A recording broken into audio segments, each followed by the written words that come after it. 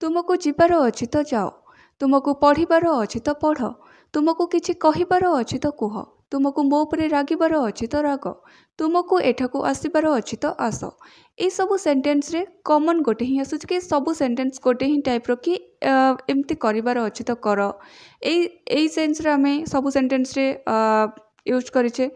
ताले यार स्ट्रक्चर कौन रोचे जोटा जानिकले आमको यही सब सेंटेंस को ट्रांसलेट करने को इजी हे से आमको यार स्ट्रक्चर जानवा पड़ो। ता सहित आम एमती डिफरेंट डिफरेंट सेंटेंस क्रिएट करी ताको भी इजिली ट्रांसलेट कर पारिबा। ताले चलंतु से फर्स्ट आम यार स्ट्रक्चर देखि नबा।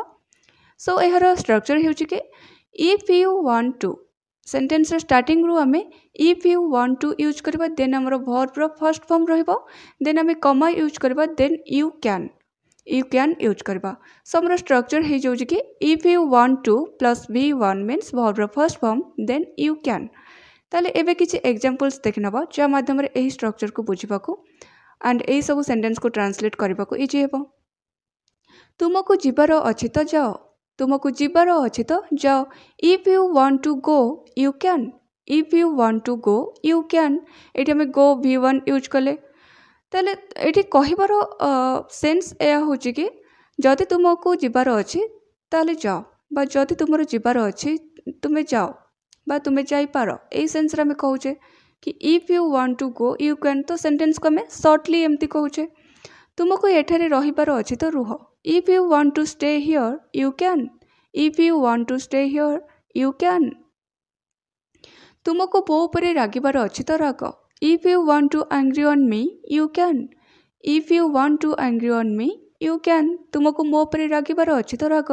सेंटेंस को हमें शॉर्टली कहूचे एमती कि तुमको मो उपरे रागिबार अछि तो राग। If you want to angry on me you can.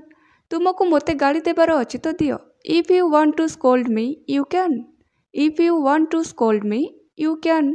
तुमको मोते गाली देबार अछि तो दियो। If you want to scold me you can. तुमको मोते गाली देबार अछि तो दियो। तुमको आसिबार अछि तो आस। If you want to come you can, if you want to come you can. तुमको किछि कहिबार अछि तो कुह। If you want to say something you can, if you want to say something you can. तुमको सेठाकू जिबार अछि तो जाओ। If you want to go there you can, if you want to go there you can. तुमको पढ़िबार अछि तो पढ़। If you want to read you can, if you want to read you can. तुमको पढ़िबार अछि तो पढ़। And now it's your turn. तुमको मो सह कथा हेबार अछि तो हुओ, तुमको मो सह कथा हेबार अछि तो हुओ। एही सेंटेंस को हमें एही स्ट्रक्चर अनुसार केमिति ट्रांसलेट करबा एहर आंसर कमेंट बॉक्स रे कमेंट करी निश्चय जणेबे कि एहा को हमें इंग्लिश रे कोन कहबा। तुमको मो सह कथा हेबार अछि तो हुओ।